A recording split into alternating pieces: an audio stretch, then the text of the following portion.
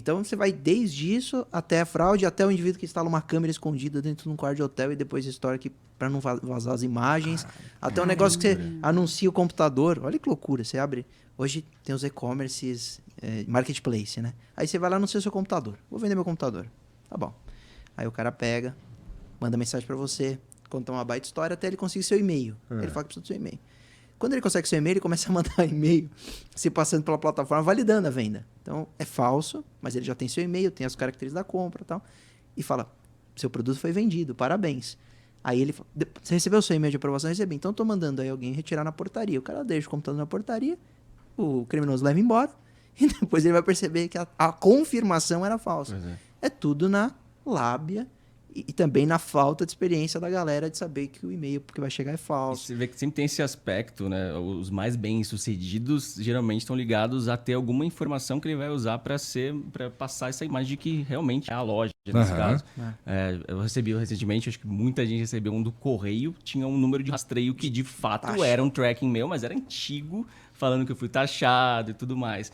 E o código do rastreio era real. Então você vê que, tipo, se eu tivesse atento ao código, fosse pesquisar no meu e-mail para ver se o código é um produto meu mesmo, poderia fechar o contexto que ele precisa para eu acreditar.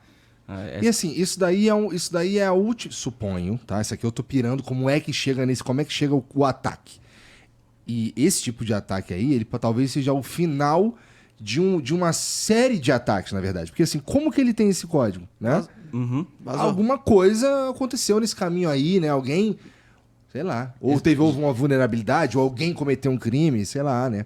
Nesse ponto, lembra que eu falei que tem gente que vende o software, tem gente que vende a base de dados. Exatamente. Então, quem está aplicando vai tentar juntar peças o suficiente para ele criar essa engenharia social, essa campanha de infecção. Então, quanto mais informações você tem na mão, mais bem sucedido melhor vai ser a sua história que você vai contar, né? Eu colaboro com a Polícia Civil de São Paulo, mandando alguns casos que a gente vê assim rodando para eles. Até te pinguei recentemente de um. Que um aluno meu postou um link no Discord lá falando: recebi esse golpe aqui, bora tentar hackear o hacker, né? Tentar hackear o golpista. Eu falei, bora, vai. Resumo da ópera, acabei ganhando acesso em cima do servidor do golpista. Peguei essas informações todas, encaminhei para a polícia e aí lá eu comecei a entender toda essa dinâmica porque tinha o registro de uma senha de um e-mail que ele usava para várias transações. Então, eu consegui... Que tipo de golpe ele aplicava?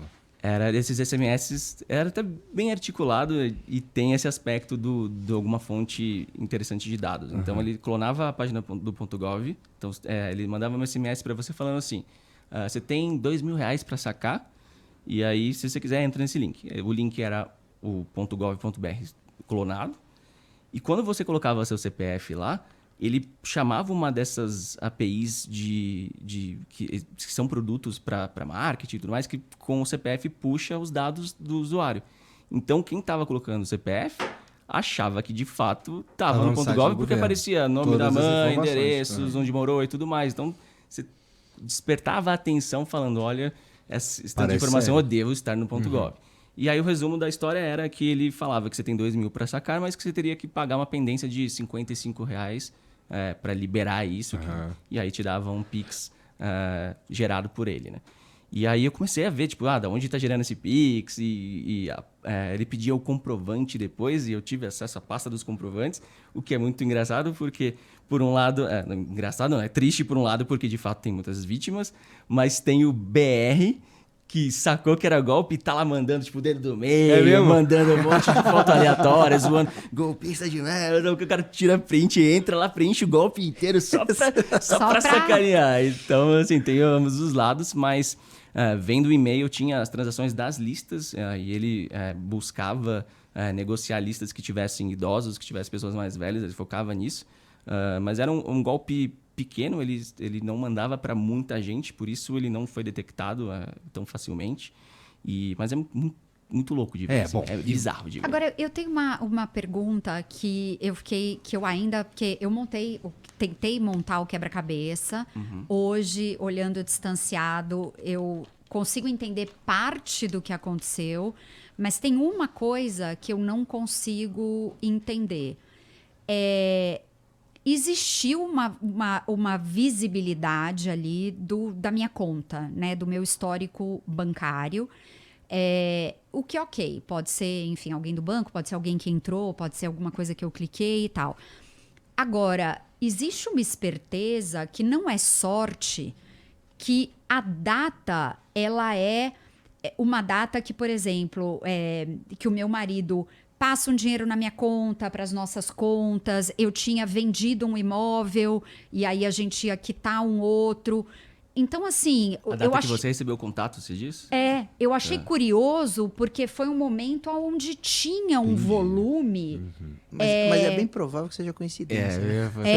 Eu volto na coincidência. Não, isso eu fiquei muito grilada, porque daí você já fala, opa... Agora, porque aí é um problemão, Você né? fala assim, gente, eu não vendo um imóvel há muitos e muitos anos, né? E aí, de repente, no dia que você vende, que o dinheiro entra na sua conta, que você ainda não deu ali um destino... E aí é naquele dia que vem, aí você já começa a ficar muito perseguida, né? Registro de imóvel é público. A informação é pública. Você registra em cartório. Verdade. Isso é público. Mas muitas das vezes é uma coincidência. Um texto buscando um contexto. Então, assim, os golpistas vão mandar lá, você tem tantos pontos expirando no programa tal. Eu não tenho nada nesse programa. Então, pra mim, eu já descarto. Mas ele tá mandando para milhões de pessoas. Algumas vão ter e para elas essa história vai casar. Então, infelizmente tem esse aspecto que às vezes joga contra a gente também. A data pode o hackeamento do nude. Já viu esse? Como é que é o hackeamento do nude? Não, o e-mail padrão que ele manda... Tem duas versões. Tem a versão 2.0, que tem engenharia social, e uma versão que é só phishing spam. A versão 2.0 é muito boa. Eu vou começar pela mais simples. A mais simples é um e-mail padrão, em inglês, falando, Igor... Eu te infectei, estou acompanhando o seu acesso nos dispositivos há meses. Eu vi que você acessou pornografia, eu printei enquanto você acessava, tal. Ele contou de uma história que ele tem informação sigilosa e vai vazar se você não pagar. Essa versão assusta alguns, que é a história de casar. Puxa, eu fiz isso ontem, sabe? A 2.0 que é muito boa. Ele pega toda essa mensagem e copia idêntica, só que ele põe assim... Eu te infectei e a prova que eu te infectei é que a senha do seu e-mail já foi essa. E ele pega o banco de dados vazados, em 2008, não é? E coloca. Uma senha realmente já foi sua, mas que a segurança dessa senha alterada acredito ser até bem menos relevante do que a criptografia da sua senha atual. Então é uma senha vazada antiga que ele vai encontrar e vai te incluir essa informação nesse e-mail genérico.